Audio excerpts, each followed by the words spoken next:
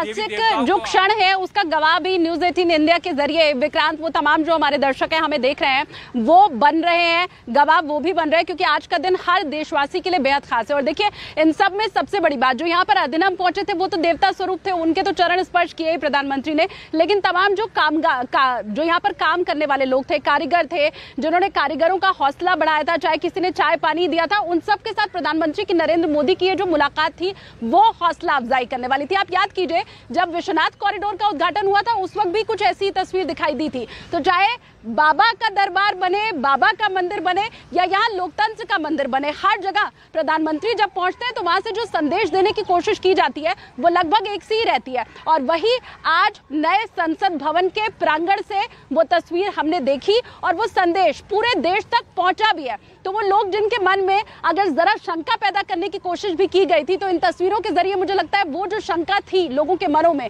वो भी दूर हो जाएगी। नया भवन हम सबका भवन है। अच्छा, इन सब के बीच एक मन में शायद कौतूहल या सवाल लोगों के ये भी होगा कि नई इमारत मिल गई तो क्या पुरानी इमारत को छोड़ दिया जाएगा, क्या वो जर्जर हो जाएगी, क्या अब उसका ख्याल नहीं रखा जाएगा? बिल्कुल ऐसा नहीं है। आज नए भवन का उद्घाटन जरूर हो गया है, लेकिन पुरानी इमारत में जितने भी बड़े लोगों के चित्र हैं, चाहे वो बापू हैं या आजादी से लेकर के आज तक जितने प्रधानमंत्री हैं, उन सारे चित्रों को अभी इधर नए भवन में शिफ्ट किया जाना बाकी है। तो वो काम आगे चलता रहेगा और जो पुरानी इमारत है उसे संग्रहालय के तौर पर आपके सामने पेश किया जाएगा। तो अगली बार जब आप पहुंचेंगे तो नया भवन तो देखेंगे ही, लेकिन आजादी से लेकर के आज तक का जो इतिहास समेटे हुए संसद की पुरानी इमारत है वहां पर संग्रहालय भी आप देखेंगे। तो नया और पुराना एक साथ एक ही जगह पर आपको भारत का विजन दिखाई देगा। एक बात इसमें यह खास है कि जब पुराना भवन बनाया गया था तो कुछ साल आगे तक के विजन को ख्याल में रखकर बनाया गया था। एक सबसे महत्वपूर्ण चीज मैं आपको बताऊं, जहां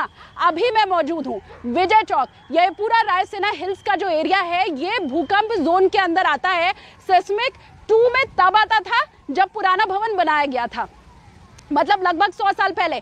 तब से आज तक दिल्ली सिस्मिक जोन 4 में आ चुका है, 2 से 4 तक आ चुका है। भूकंप अगर आया, जहां मैं इस वक्त मौजूद हूं, जहां राष्ट्रपति भवन इस वक्त है, जहां इधर पुरानी संसद भवन है, अगर भूकंप आया तो बड़ा नुकसान हो सकता है। और इसीलिए अब यह आपका जो नया भवन बनकर तैयार है वो भूकंप रोधी बनाया गया और इसे भी आगे आने वाले कई सालों के हिसाब से बनाया गया है। मतलब करेंगे, लेकिन ऐसा नहीं है कि नए संसद भवन की इमारत की बातें बताते बताते हमने अपना पुराना संसद भवन, मौजूदा वक्त का संसद भवन भुला दिया है। बिल्कुल नहीं भूले हुए हैं हम।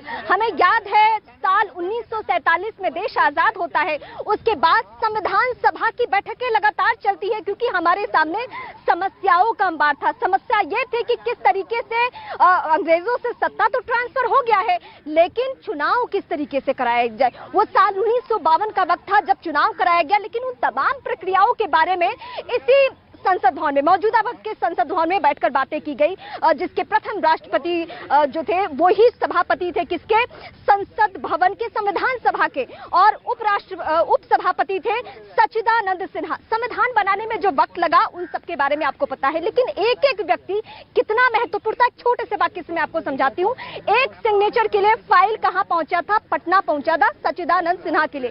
इस तरीके से हमारे नव भारत का निर्माण हुआ था। इसीलिए हम कभी नहीं भूल सकते कि मौजूदा संसद का योगदान इस देश की प्रगति में, इस देश की तरक्की में किस तरीके से रहा है, क्योंकि पंडित जवाहरलाल नेहरू से लेकर मौजूदा वक्त के प्रधानमंत्री नरेंद्र मोदी 17 लोकसभा की प्रक्रियाओं, तमाम कार्यवाहियों को हमने देखा है, जिसमें जब देश पे विपत्ति आती है तो कैसे लाल बहादुर शास्त्री जब इस देश के नागरिकों को आह्वान करते हैं तो पूरा देश एकजुट हो जाता है। जब 13 दिन में अटल जी की सरकार गिरती है तो ये वही संसद भवन गवाह रहता है, लेकिन वो ताकत दिखाते हैं कि अगर चुने हुए प्रतिनिधि हमारे पक्ष में नहीं है, हमारे पास वो आंकड़ा नहीं है, तो मैं इस संसद का सम्मान करता हूं। ये अटल जी की बातें थी। तो ये सब बातों का इस पूरे भारत के 75 साल के निर्माण का ये गवाह रहा है। हालांकि 1927 से ही इसका इस्तेमाल अंग्रेज करते रहे थे, क्योंकि 1911 में उन्होंने, अंग्रेजों ने ट्रांसफर किया पहले कोलकाता राजधानी इस देश की, लेकिन उसके बाद दिल्ली में जरूरत पड़ी कि इस संसद भवन का इस्तेमाल किया जाए। और तब से लेकर आजाद भारत में मैं आपको दोहरा ही रही हूं कि क्या क्या हुआ है। मैं शालिनी का एक बार फिर से रुख करूंगी।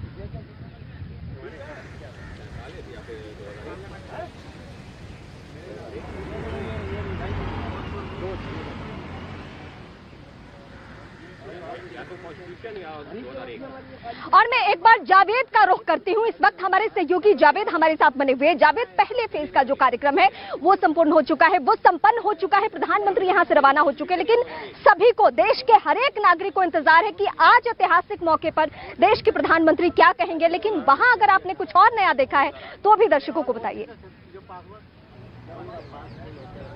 देखिए, निश्चित तौर पर बहुत ऐतिहासिक दिन है। आप लगातार इस संसद का और पुरानी जो संसद है उसका इतिहास आप बता रही हैं। अगर मैं आपको तस्वीर दिखाऊं तो हम जहां मौजूद हैं, हम रेल भवन के सर्कल पर मौजूद हैं और आपको लगातार संसद के इस तरफ, नई बनी संसद के इस तरफ की तस्वीर दिखा रहे हैं। वो भव्य तस्वीरें लगातार अंदर से अब लगभग सबने देख ली हैं और अब आप बाहर से भी ये तस्वीरें देखिए। और देखिए, साथ में जो यहाँ चहल पहल है आप देख सकते हैं, जो रेल भवन का जो सर्कल है उसके आसपास आप देखेंगे जो सिक्योरिटी है वो भी अभी तैनात है। निश्चित तौर पर आज संसद देश को समर्पित हो गई। और इसके अलावा जो लगातार बात की जा रही है वो ये कि राजनीतिक विवाद एक तरह से सामने भी आ रहा था जब विपक्ष की मौजूदगी करीब 19 से 21